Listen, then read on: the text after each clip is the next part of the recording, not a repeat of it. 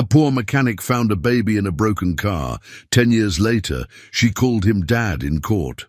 Sometimes the coldest mornings hide the warmest beginnings. In a forgotten corner of a snowy town, a poor mechanic pulls an abandoned car into his garage. Inside, wrapped in a threadbare blanket, is a newborn baby girl, silent, freezing, and left with no note. He takes her in, raises her as his own. For 10 years, no one comes looking, until one day, someone does. This is a story about second chances, quiet heroism, and a love that doesn't begin in the usual way, but stays in the most extraordinary one.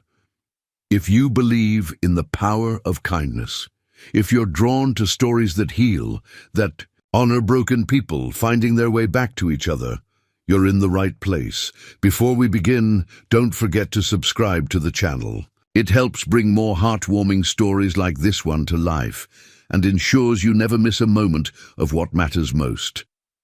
Now, let me tell you the story of Rust and Grace. The snow had started falling before dawn, soft and soundless, layering the rooftops in thick white silence. By 7 a.m., the town of Marley Ridge was wrapped in winter's hush. Telephone wires drooped with frost, chimneys puffed out gentle trails of smoke, and the main street was a blank ribbon of white, untouched. But for the tire tracks of a single forgotten car, Will Harper leaned against the doorway of his garage, blowing into his gloved hands. The metal sign above him, Harper's Auto and Salvage, creaked in the wind, its rusted corners catching snow like it was trying to remember what it felt like to be new. The old garage's heater had coughed its last breath sometime around midnight. Will hadn't slept much anyway. Nights were long and sharp, when all you had was the hum of a mini fridge and the occasional radio crackle to keep you company. He rubbed his shoulder, sore from yesterday's engine block, and stared down the road. That's when he saw it. A car, parked crooked at the edge of town where the road curled near the old train crossing. Not unusual in itself. People left junkers all the time when they broke down, but something about this one was off. The doors were frosted shut. The snow on the roof was uneven, like someone had brushed it with a shaky hand. And in this kind of cold, you didn't just abandon a vehicle. Not unless you were desperate. Will grabbed his thickest coat, pulled the hood up over his flannel cap, and trudged down the road, boots crunching fresh powder. The car was a late 90s sedan, dented, rust creaking at the wheel wells. He pressed a gloved hand to the hood, cold as the air, meaning it hadn't run in hours. He cupped his hands to the driver's side window and peered in. Nothing. Back seat. Something moved. Will jerked back, heart hammering. He stepped around to the passenger side, wiped away the frost with a quick swipe. There, in the back seat, barely visible beneath a faded blanket, was a baby. He didn't think. He moved. Yanked the door, frozen shut. He braced his shoulder against it, gritted his teeth and shoved until the metal groaned and gave. The cold bit his skin immediately. Inside, the air was ice. The baby was bundled, yes, but the tiny hands were blue at the fingertips. Her cheeks pale, lips trembling. She didn't even cry, just blinked, confused, as if unsure whether this strange man was real or part of a dream. "Oh, God," Will whispered, reaching in with shaking hands. "Hey there, little one." She couldn't be more than a few days old. He wrapped her in his arms, pressing her close to his chest, his coat flung around them both like wings. Her body was terrifyingly still. He whispered nonsense as he ran. Words weren't meant to make sense in moments like these, just to warm the air and hold space between heartbeats. Back at the garage, he kicked open the door, rushed inside, and placed her on the old cot in the corner. He yanked the space heater closer, threw every blanket he had over her, then cranked the kettle. His fingers shook so badly it took him 3 tries to open the formula sample kit he'd once been given by a neighbor, years ago, and for reasons he no longer remembered. She sipped weakly when he held the bottle to her lips. A sound escaped her then, not quite a cry, more a sigh, a surrender, a breath of hope. Will sat beside her, elbows on his knees, watching the snow pile up on the window ledge. His eyes stung, though it wasn't from the cold. No note, no car keys, no sign of anyone nearby. Just the ghost of footsteps in the snow. Already fading, he reached out a calloused finger and brushed a lock of dark hair from her forehead. "You're safe now," he said softly. "I've got you." Outside, the wind whispered through the cracks in the windowpane. The garage smelled of gasoline and metal.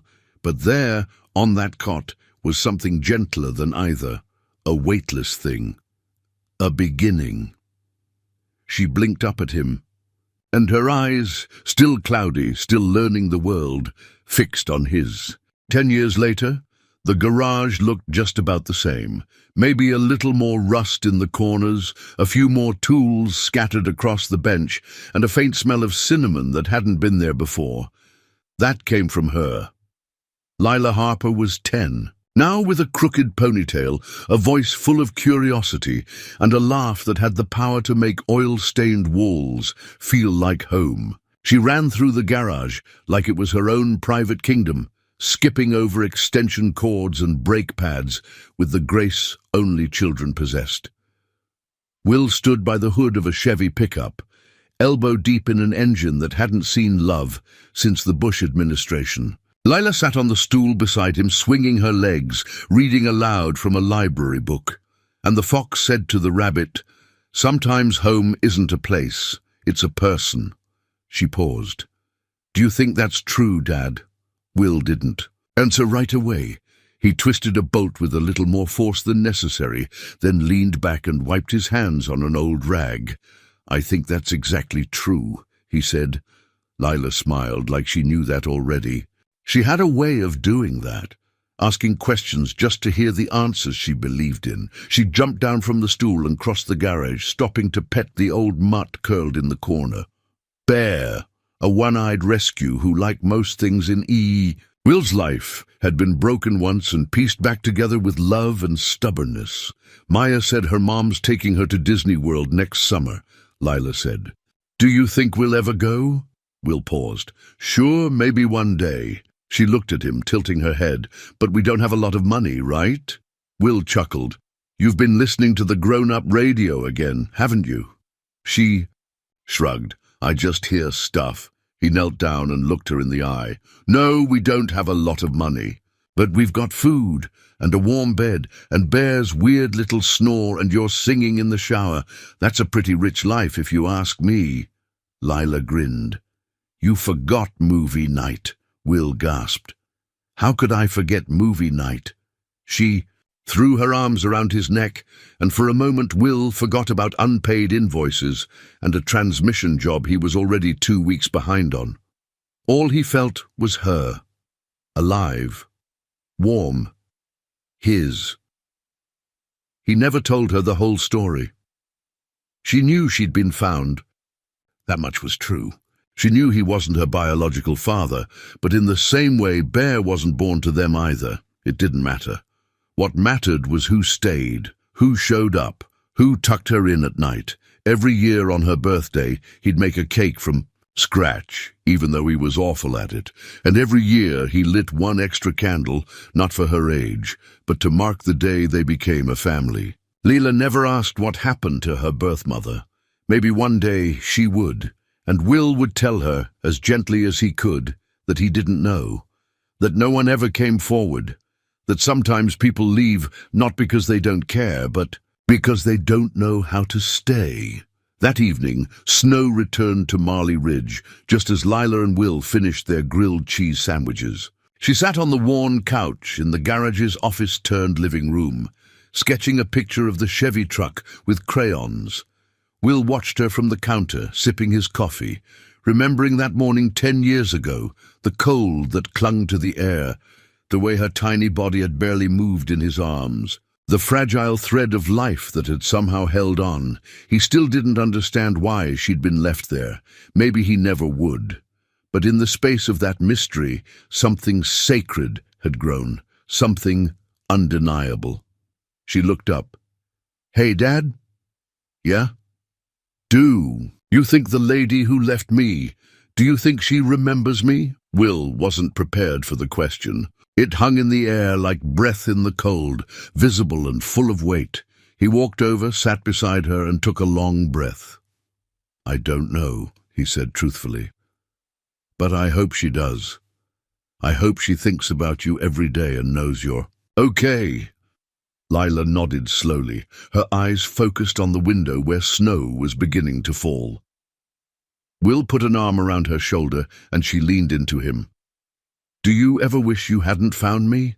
She asked quietly. Will blinked, then kissed the top of her head. Never, he whispered. Finding you was the best thing that ever happened to me. She smiled, tucked into his side like a puzzle piece that had finally found its place. Outside, snow fell again, soft and steady, wrapping the world in white. Inside the garage, amid oil stains and old tools, love grew in quiet, ordinary ways, in bedtime stories, burnt toast, and hugs that said more than words ever could. The snow had stopped sometime in the night, but Marley Ridge woke under a blanket of fog, the kind that muffled everything, sound, movement, even thought.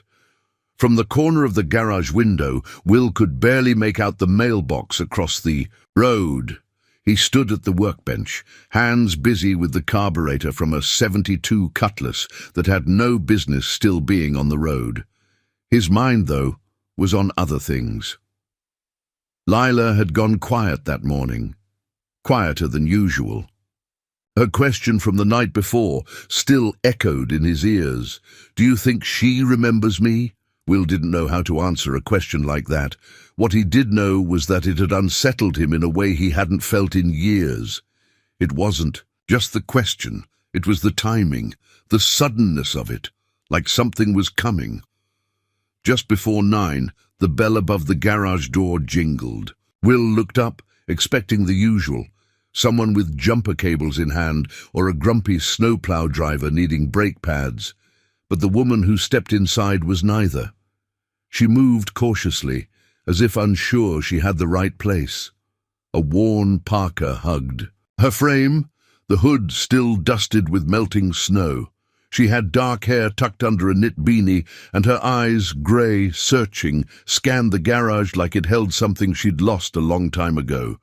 Can I help you? Will asked, wiping his hands on a shop rag. I hope so, she said, voice soft. My car died just outside town. Someone at the diner said this was the place to go. Will nodded, motioning toward the office. Keys? Make and model? It's a '98 Corolla, green. Mostly, she said with a faint smile. And here. She held out the keys. Will took them, their fingers brushing for a moment. Her hand was cold. I'll have someone tow it over in a bit. You're lucky it didn't. Freeze solid last night. Lucky, she repeated. But there was something hollow in the way she said it. They stood in silence a beat longer than necessary. I'm Will, he said finally. She hesitated. Grace. The name settled in the air like dust in sunlight. Familiar, too familiar, but he said nothing. You're not from around here, he added casually. She shook her head. Not in a long time, just passing through. Town's not much, he said, but it's kind most days. Grace looked around the garage. Her eyes paused on the cot in the corner, the stack of children's books, the little coat hanging by the door. You live here? Yeah, been here a while. Something flickered across her face, sadness maybe, or guilt. Just then, Lila burst through the office door, boots thudding across the concrete, cheeks flushed from the cold. Her backpack was slung over one shoulder, her hair lopsided in a half-done ponytail. Dad! Miss Harper let us out early because of the fog. She stopped when she saw Grace. Will looked between them. Leela blinked, curiosity rising like steam. Grace didn't speak. Her hand had gone to her mouth just slightly. Her eyes, wide now, were fixed on the girl. Will stepped in. Lila, this is Grace. She's got car trouble. I'll be helping her out. Lila nodded politely, offering a quick wave. Hi. Grace managed a small smile. Hi, sweetheart. The word came too naturally, too gently. Will caught it. Lila turned back to Will. Can I finish the snowman outside? Stay close." She ran off, scarf trailing behind her like a flag of childhood. Grace stood still, eyes glued to the frosted window where Lila's silhouette danced behind the glass. Will spoke low. "You knew her." It wasn't a question. Grace's shoulders fell. She looked tired in a way that no amount of sleep could fix. "I wasn't sure," she whispered, "until I saw her." Will's jaw clenched. "Why are you here?" "I just wanted to see her.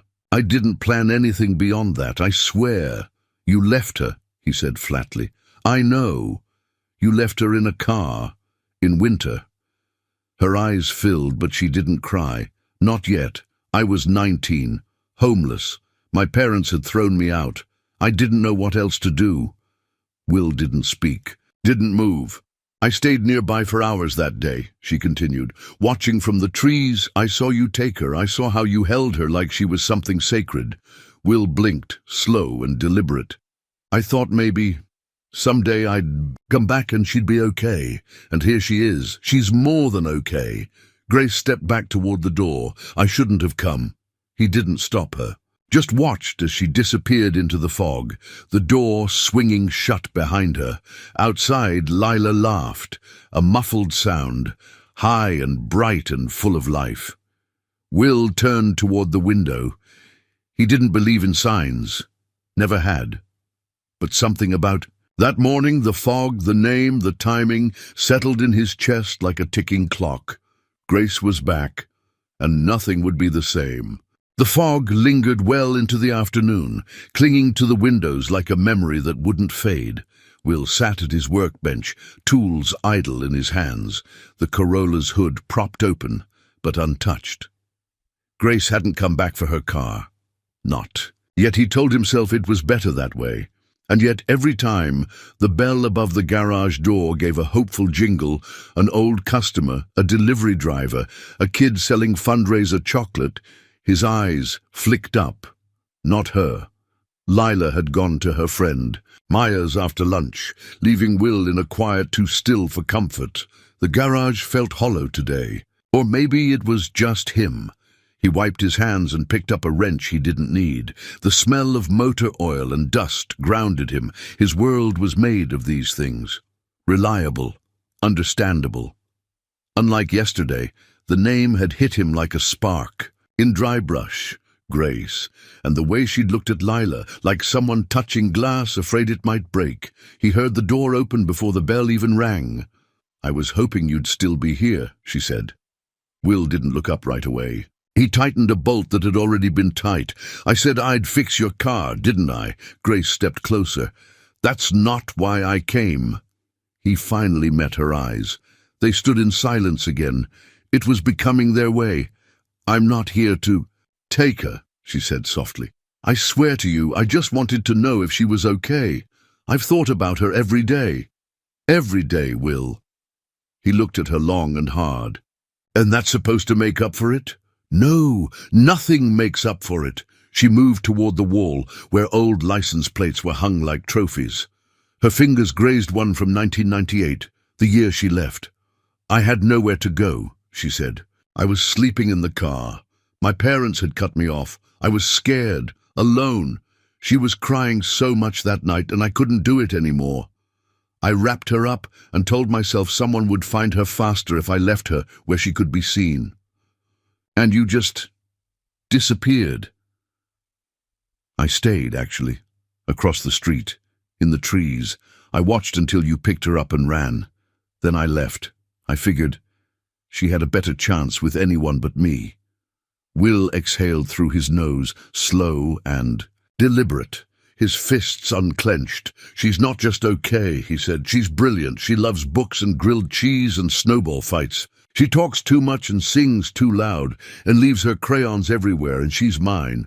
I've been here every day since she was placed in my arms like a broken part someone didn't know how to fix." Grace's eyes welled, but she held steady. "I don't want to be in the way," she whispered, "but maybe, if there's a space for me somewhere near her world, just enough to see her grow." Will hesitated. He saw something in her, not just regret, but reverence. She wasn't asking for forgiveness. She was asking for a second chance at presence. A beat passed. 2, he nodded, almost imperceptibly. She's at Myers today, he said. You could stay for coffee. We've got that weird cinnamon blend she likes. Grace smiled, tears finally slipping free. I'd like that. Later, in the small kitchenette behind the office, Grace cradled a chipped mug with both hands. Will sat across from her, elbows on the table, wary but softening. I didn't know how to reach out, she said. Didn't think I had the right. I used to wonder about you, he admitted. In the beginning, if you'd ever come back, if you even cared. Then after a while I stopped wondering. I had her. That was enough. She has your last name, Grace said. I couldn't give her much else. You gave her everything, she said, more than I ever could. Silence again. Then Grace added quietly, I'm staying at the Belmont Motel, room 6, just for a few days. Will nodded. You thinking of staying longer? I don't know yet. Depends on a lot of things. He didn't press. Outside, the fog had begun to lift. A soft drizzle took its place, pattering on the metal roof in a rhythm that had become familiar over the years. It reminded Will of the day he'd found Lila, the sound of rain, the silence that followed. He watched Grace study the photos on the corkboard behind him, snapshots of Lila through the years. At the zoo, in her Halloween costume, grinning with 2 missing teeth, Grace's hand lingered on one from last fall, Lila standing proudly beside a lopsided jack-o'-lantern. I don't expect her to know me, Grace said, her voice barely audible. Or want me around. I didn't want to die someday without knowing if she was okay. Will's voice came slower this time, less defensive, more tired. She's okay. But this, whatever this is, it's going to be complicated. I know, Grace said. I don't want to make trouble. And yet, they both knew that trouble had a way of arriving uninvited, quietly, like fog or rain. Grace left not long. After promising to call before stopping by again, Will watched her go, unsure what he felt. There was no clean answer, no tidy ending. He turned back toward the garage, toward the smell of gasoline and rain-soaked concrete, and the faintest scent of cinnamon still lingering in the air. He didn't trust her, but he didn't send her away. The next morning, the sun finally cut through the haze. Snow on the rooftops melted just enough to glisten, and Marley Ridge exhaled beneath the brittle blue sky. In the warmth of the garage, Lila was on her stomach in the corner near the space heater, coloring with fierce concentration. Will worked nearby, half focused on an alternator repair, half listening to the radio hum low in the background. Dad, Lila said suddenly, lifting her head, do you know someone named Grace? The wrench in Will's hand slipped, clanged, against the floor. He didn't react at first, just stood there, staring at the socket like it had betrayed him. Where'd you hear that? He asked carefully. Lila shrugged. I found this in the desk drawer. She held up a folded envelope, old, creased, its corners curled like dried leaves. Will recognized it instantly. It was from years ago, part of a thin file he kept tucked away. One of the few things left behind in the car where he'd found her. On the envelope, in soft cursive, was a name, Grace Holloway. Will wiped his hands and took the letter, heart beating slow but heavy. It's just something from before, he said. From when you were little. But it has my birthday on it. Her voice was gentle but insistent. Is she my mom? Will looked at her then. Really looked. Her face still had the roundness of childhood, but her eyes were older than 10, older than they should have been. I don't know everything, he admitted, but yes, I think she might be. Lila sat up straighter. Is she here? He hesitated. She's in town. Lila said nothing for a long moment. Then, softly, can I meet her? Before he could answer, the garage bell chimed again, only this time it wasn't Grace. A woman in her 60s stood framed in the doorway, sharp coat, sharp eyes. Her silver hair was twisted neatly into a bun, and she held a leather bag with the kind of precision that said she was used to things being in order. Will stood slowly. "Can I help you?" She stepped forward like she owned the floor beneath her feet. "I'm Margaret Holloway," she said. "Grace's mother." Lila watched. From the corner, wide-eyed, Will stepped in front of her instinctively. "What are you doing here?" "I've been looking for Grace. When she stopped responding to my calls, I followed the last GPS ping on her phone. I didn't expect her to come here." "She hasn't done anything wrong." Margaret arched an eyebrow. "Hasn't she?" Will crossed his arms. "She came to see if her daughter was okay. That's not a crime." "No," Margaret said coolly, "but this might be."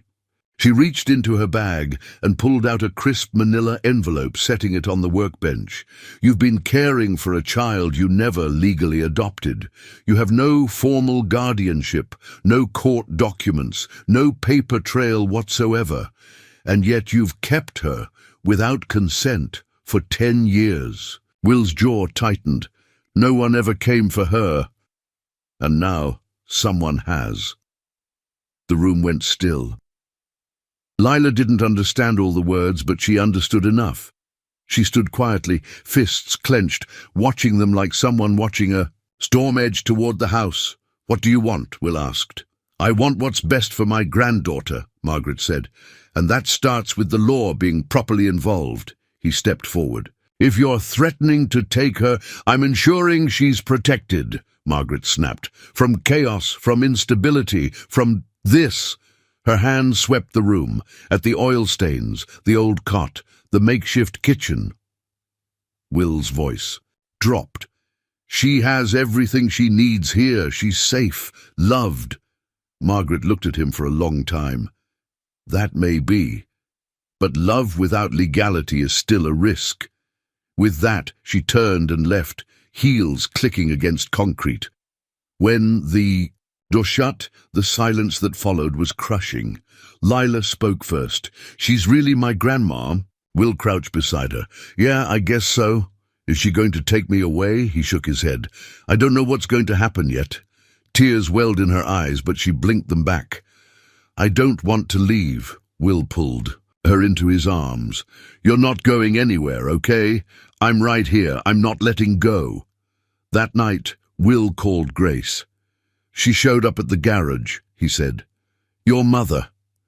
Grace sighed. "I should have known. She always kept tabs on me, even when I told her not to.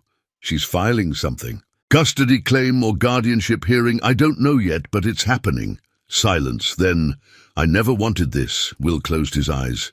"Well, it's here." Grace's voice dropped to a whisper. "What if I talk to her? Try to—" "Stop it!" Will wanted to believe that would help. But Margaret Holloway didn't seem like the type who backed down once her mind was made. "You do what you can," he said, "but I need to prepare for this." And Lila. He looked over at the girl, asleep on the cot, clutching her stuffed bear like it was a lifeline. "She asked me today if I ever wished I hadn't found her," Will said. "And I told her, no, not for 1 second." Grace didn't reply right away. Then quietly she said, "Neither do I." The letter arrived 2 days later, thick envelope, county seal, a formal header that made Will's stomach twist before he even opened it. Petition for determination of custody. He read it twice, then a third time, standing in the office while the kettle boiled over on the stove behind him. He didn't move to stop it. The steam hissed and fogged the window, but Will's focus was frozen on a single line. Plaintiff, Margaret Holloway. Lila's name sat in black ink on official paper like it didn't belong there, like it had been pulled out of their life and stuck into someone else's world, a world of polished shoes and courtrooms and words like best interest and fitness of guardian. He folded the letter slowly, slid it back into its envelope, and sat down hard in the wooden chair at the kitchen table. The tea boiled dry. "That evening," he told Lila. They sat on the couch together, the dog at their feet, the scent of grilled cheese still lingering from dinner. She held a crayon drawing on her lap, a picture of their garage in winter with a crooked snowman beside it. "Someone's asking a judge to decide where you should live," Will said gently. "It's your grandmother, Grace's mother." Lila didn't speak. "You're not in trouble, and I'm not giving up.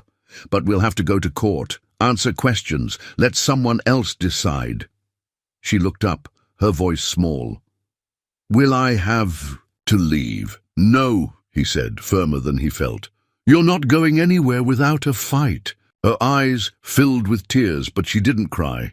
She leaned into his chest, resting her head beneath his chin, and for a long time, neither of them moved. Later, when he thought she was asleep, Lila whispered into the quiet. "She's not a mom," she said. "You are." Will's breath caught. He didn't correct her. The next morning, Grace showed up at the garage. She looked like she hadn't slept, her hair pulled back hastily, circles under her eyes. "I didn't know she'd go this far," she said, stepping into the office. Will didn't offer coffee, just folded his arms and waited. Grace continued, "I tried talking to her. She said she's doing this because I'm not strong enough to. She doesn't trust you, or me. She thinks this is the only way to fix what happened." "Fix," Will echoed. "That's what she thinks this is? A broken appliance? She thinks she's protecting Lila." Will laughed, but there was no humor in it. "From what? Bedtime stories and burned pancakes?" "From losing her again," Grace said more quietly. "From living in a world without structure, without legal security. She sees your life and she thinks it's fragile. I've held that girl through the flu, through fevers, through nightmares, through questions I didn't have answers to. That's not fragile, that's fatherhood." Grace's eyes shimmered, but she didn't cry. "I don't want this," she said. "I came back hoping to see her, not take her." "Then stop it," Will said. "Tell the court she's better. Off with me." "You think they'll listen to me?" Grace's voice cracked. "I'm the woman who left her in a car. I've got no legal standing, no credibility. My own mother is using my failure to justify hers." Will looked away. His hands were shaking. "What do you want from me, Grace?" "I want to help," she said, "but I don't know how. I just know I can't stand by while she's pulled away from the only home she's ever known." For a long moment, Will said nothing. Then, "We'll need a lawyer." Grace nodded. "I'll pay for it." He raised an eyebrow. "You don't have to." "I do," she cut in. "It's the first thing I can do. Let me do something right." That night, Will sat at the edge of Lila's bed, watching her sleep. A stuffed rabbit was tucked in beside her, the same one he'd bought from the drugstore the night he found her. Its stitching was loose now. Its fur was worn thin. He touched her hair gently. "I don't know how this ends," he whispered. "But I know who you are. You're brave, you're bright, and you're mine. No piece of paper's going to change that." From the hallway, Grace stood in silence, just out of sight, listening. Her hand rested on the doorframe, her fingers trembling. She didn't speak. She just turned and walked away. 2 days later, the in-court set a date. We'll tape the notice to the fridge beside Lila's artwork. It sat there like a bruise, quiet, visible, impossible to ignore. They'd have to stand in a room full of strangers and prove their love was real. Will didn't know how you explained bedtime, songs and scraped knees to a judge, but he'd try, because this wasn't just about keeping Lila, it was about holding onto the life they'd built, messy, imperfect, but real, a life forged from kindness, persistence, and the choice to stay when someone else walked away. Grace sat in the motel room with the curtains half drawn and the lamp casting a soft amber glow over everything. A shoebox sat in her lap, faded, taped at the corners, like it had been packed in a hurry and carried too far. She hadn't opened it in years, hadn't dared, but now that Lila had a face, a laugh, a room filled with books and boots and messy art, now that she'd seen her daughter not just alive but thriving, the box felt like something she could no longer carry alone. She held it to her chest, as if bracing herself, then opened it slowly. Inside, a stack of letters, neatly folded and numbered in blue ink. 1 for each birthday. 10 in all. Plus one extra, the first one, dated the day after Grace had left her daughter behind in the back seat of a cold, broken-down car. She read through them in silence, the words trembling in her hands. Dear little one, I don't know your name yet. I don't know who will find you, but I know that today I gave you a chance. It doesn't feel like love, but I promise you, it was the only love I had to give. She stopped reading. Her throat tightened. She closed the box and stood. The garage was quiet when she arrived. Will was in the back, organizing parts. He looked up, surprised, but said nothing. I need to show you something, Grace said softly. He dried his hands, his eyes wary. What is it? She held out the box. He took it reluctantly, setting it on the counter and opening the lid. This... Her voice faltered. These are letters. 1 for each year. I wrote them every birthday.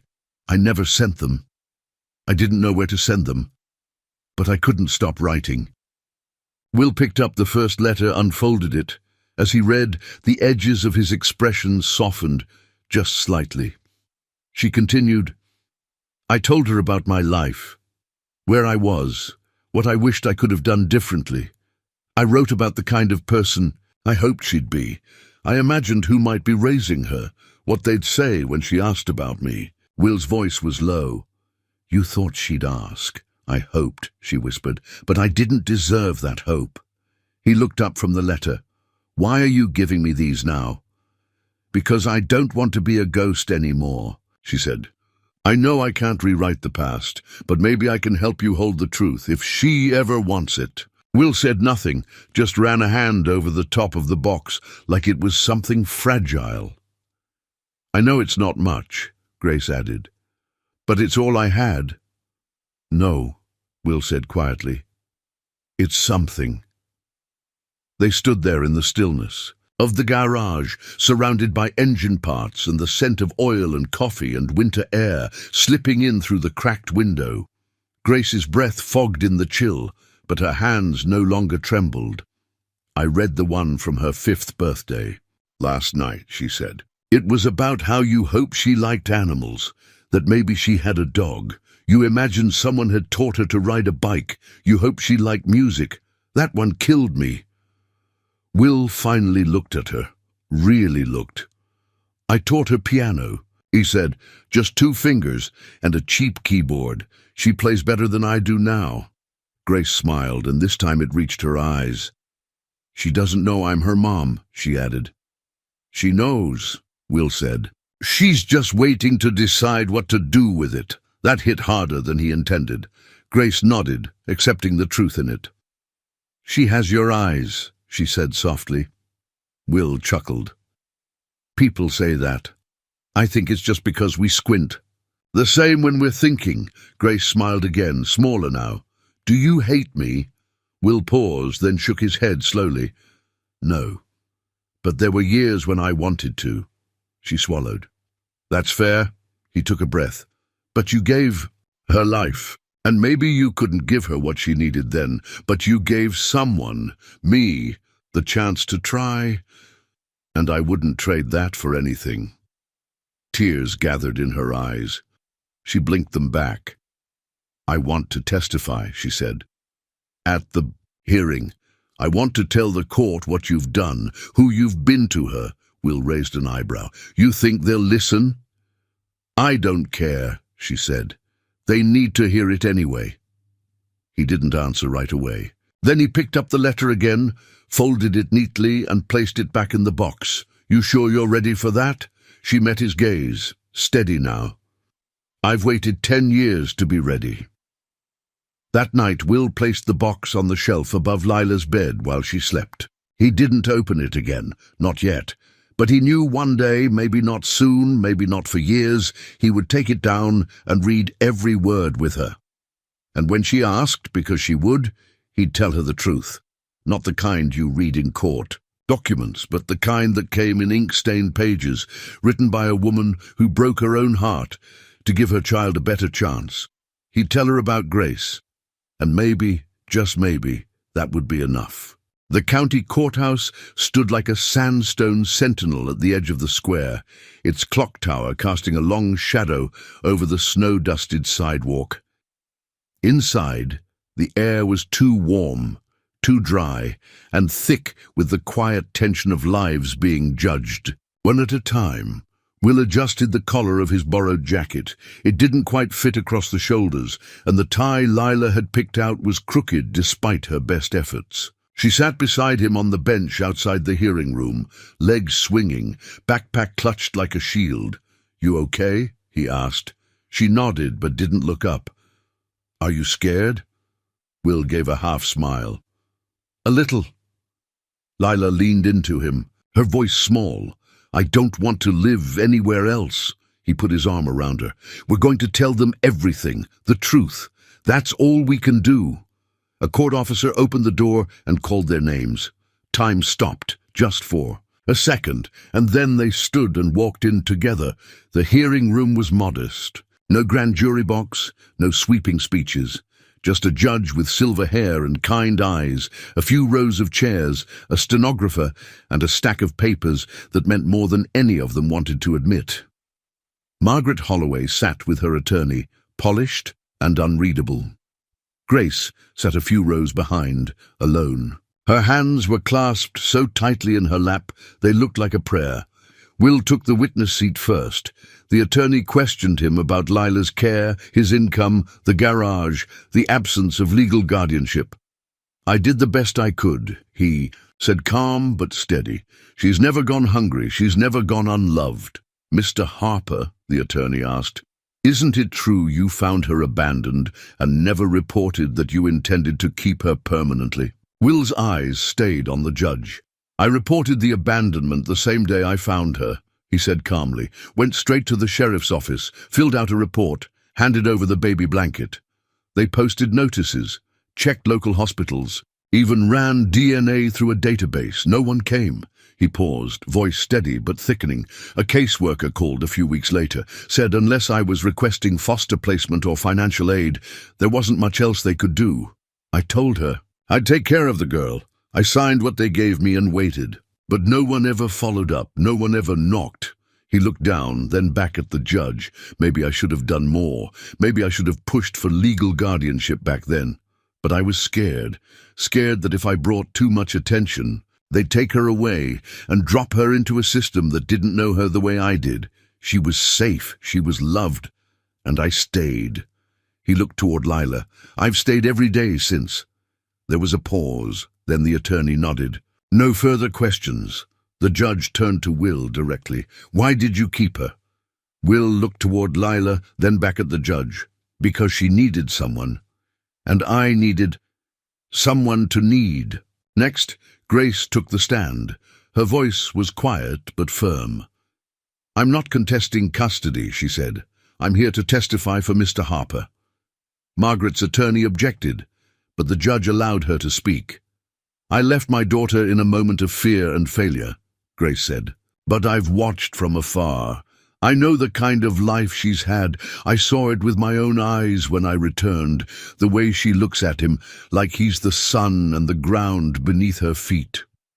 "Do you believe Mr. Harper is fit to continue raising her?" the judge asked. Grace swallowed. "I believe he already has." Then it was Lila's turn. The judge leaned down slightly, softening his voice. "Lila, you don't have to answer anything you don't want to. But if you'd like to share how you feel, we're here to listen." Lila looked to Will, who gave her the gentlest of nods. She took a deep breath. "I know I wasn't born in our house," she began. "I know other kids have moms and dads who were there from the start. But my dad, Will, he was the one who stayed. He's the one who taught me to read and tie my shoes and ride a bike. He's the one who came to every school play and held my hand when I was scared of the dentist." She paused, her voice catching. The room was silent. I used to wonder if my real mom would ever come back. But then I realized she gave me the best chance she could. She turned toward Grace. "I'm glad you're here, and I hope we can know each other more." Then she turned back to the judge, standing a little taller. "But he's my dad. He always has been." The judge was quiet for a long moment, letting the words settle. Then he nodded. When the decision came, it wasn't with a gavel or a grand gesture, just a quiet confirmation from the bench. Legal guardianship shall remain with Mr. William Harper. Visitation rights for Miss Grace Holloway will be granted, pending mutual agreement and council approval. No one spoke. Grace's hands unclenched slowly in her lap. Margaret turned her eyes away. Lila slipped her hand into Will's. "You okay, Dad?" He looked down at her, eyes full. "Yeah," he whispered. "I really am." Outside the courthouse, the sun had finally broken through the clouds. The air was cold, but no longer biting. Grace approached them as they walked to the truck. "She's amazing," she said. Will nodded. "She is." They stood in silence a moment longer. "Thank you," Grace said, "for everything." Will looked at her, really looked, and nodded. "You gave her life," he said. "I just picked up from there." Grace smiled, a little sad, a little hopeful. "I'd like to keep being part of it," she said. Will hesitated, then extended a hand. "Then let's figure that out. Together." And as Lila climbed into the truck, Grace stood back and watched. Her daughter laugh, her daughter who had survived not because everything went right, but because someone had stayed when it all went wrong. It was strange how quickly life resumed after the hearing. The snow kept falling, the pipe still creaked in the garage each morning, and the smell of burnt toast still lingered longer than it should have in the office-turned kitchen. But something had shifted. Not in a loud, sweeping way. No, it was subtle, like a window that had been closed for years had finally been opened just enough to let the air move again. Lila was the first to notice. "Dad," she said one night as they washed dishes together, "you've been smiling more." Will chuckled, elbow deep in suds. "I smile plenty." "You smile like one side of your mouth twitches and you pretend it's a real smile, but now it's like both sides." He looked at her. "Is that so?" She nodded, serious. "You should do it more. It looks nice on you."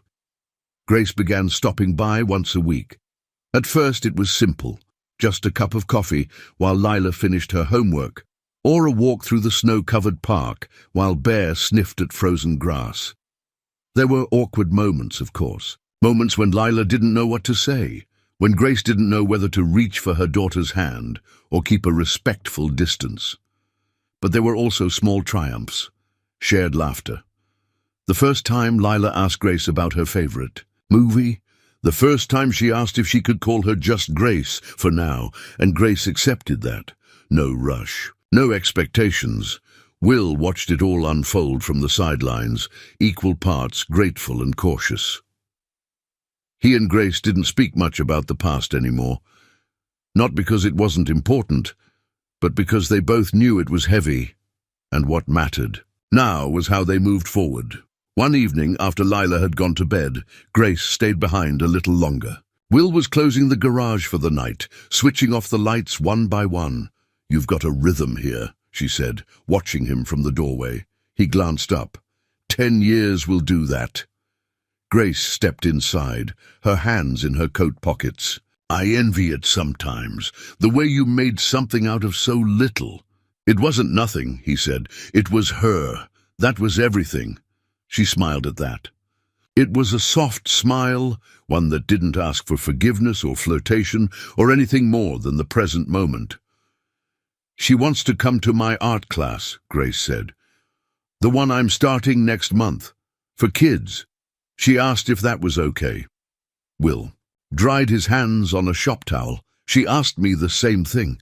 And I said yes." Grace stepped closer. "Thank you for trusting me." Will hesitated, then nodded. You've earned that much. She met his gaze. What about more? The question hung in the air, not as a challenge, but as a quiet wondering. Will looked down, then back at her. I don't know. I'm not asking for a promise, she said. Just, if there's a door open, I'd like to knock. He chuckled, and for a moment it surprised even him. You always did talk like a poet. She laughed. Well, I was a poetry major, before everything.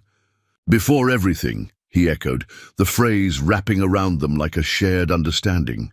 There was a long pause.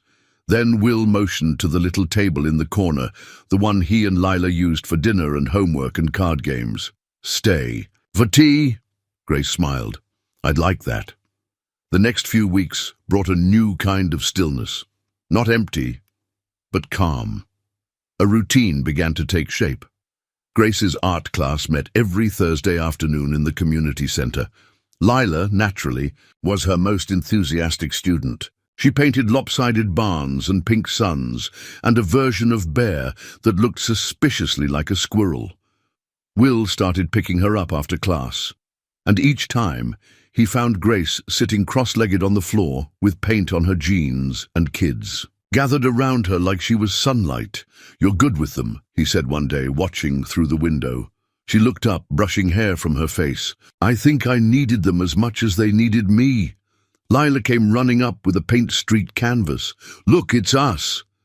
It was a picture of 3 stick figures, one tall, one with long hair, and one smaller, all holding hands.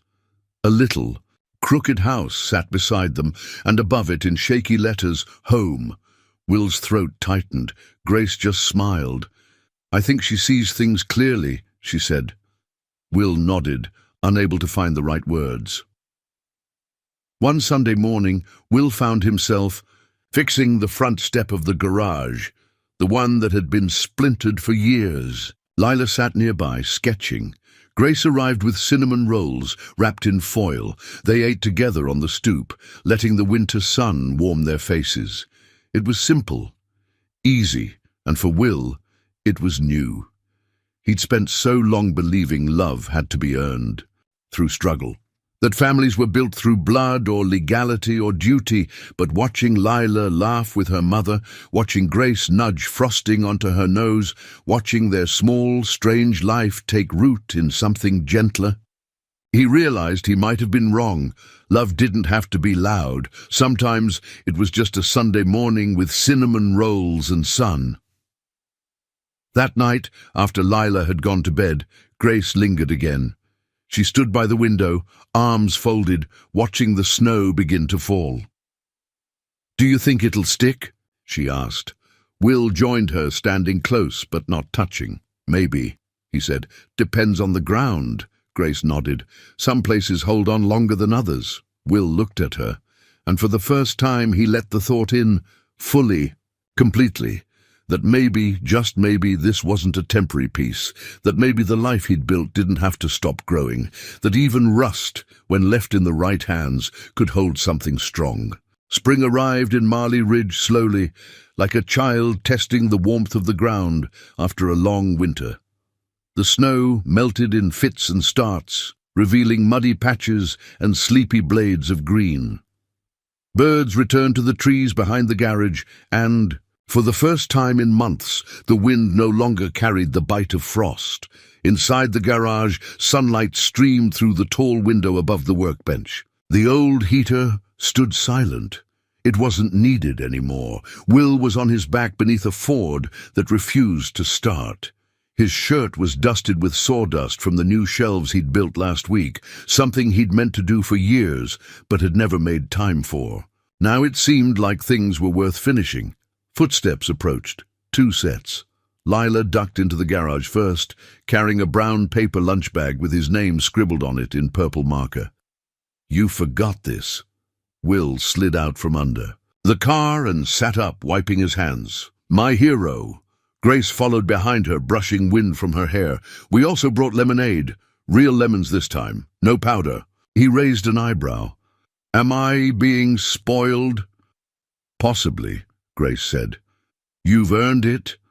Will took the lunch and the lemonade, smiling as Lila launched into a story about school.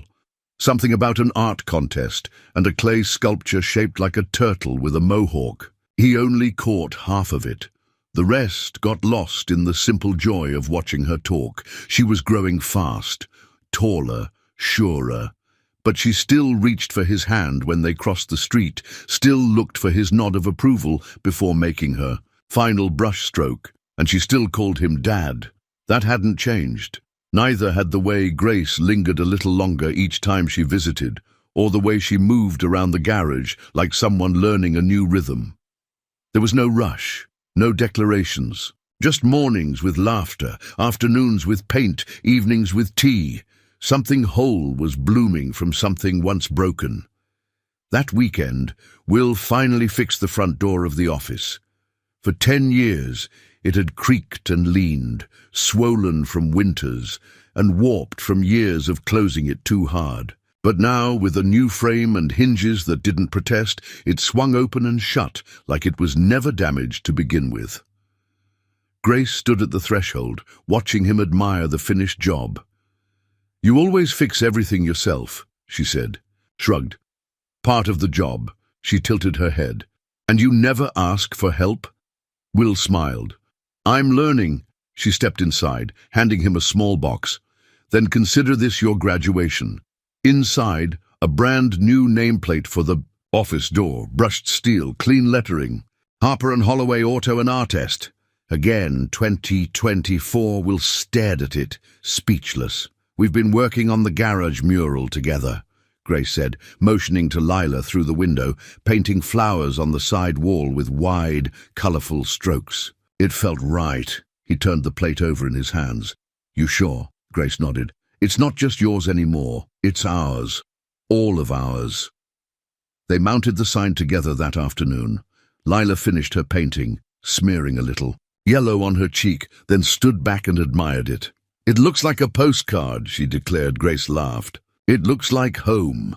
Later that night, after dinner, they sat out behind the garage under a sky full of stars. The spring air was cool, but gentle, like it had been softened by months of snow. Lila curled up beside Will in a blanket, her head on his chest, already half asleep. Grace sat across from them, hands cradling a mug of tea, her eyes glowing in the firelight. "I used to think I wasn't meant for motherhood," she said softly, "that I had broken that part of myself." Will looked down at Lila, then back at Grace. "You didn't break it. You just paused." She smiled, eyes wet with something more peaceful than sadness. "Thank you for holding her while I found my way back." Will shook his head. "Thank you for coming back." They sat in silence for a while, the good kind. Then Grace leaned over, her shoulder brushing his. "Do you think we'll make it?" she asked. He glanced at her, the stars reflecting in her eyes. "I think we already are." Months passed. The garage got busier. Grace's art classes expanded to include adults. Will installed a proper heater finally. Lila won second place in the county art fair with a painting titled "My Dad's Hands." And on a quiet Saturday morning, Will stepped outside with a mug of coffee and paused by the freshly painted garage door. There, just beside the mural of "The Sun Rising Over Rusted Hills," was a tiny inscription in white paint. "Rust is just what happens when something strong learns to weather the storm." No signature. But he knew it was Grace's hand. He traced the words with his thumb, then looked back at the open door where she stood, coffee in hand, smiling.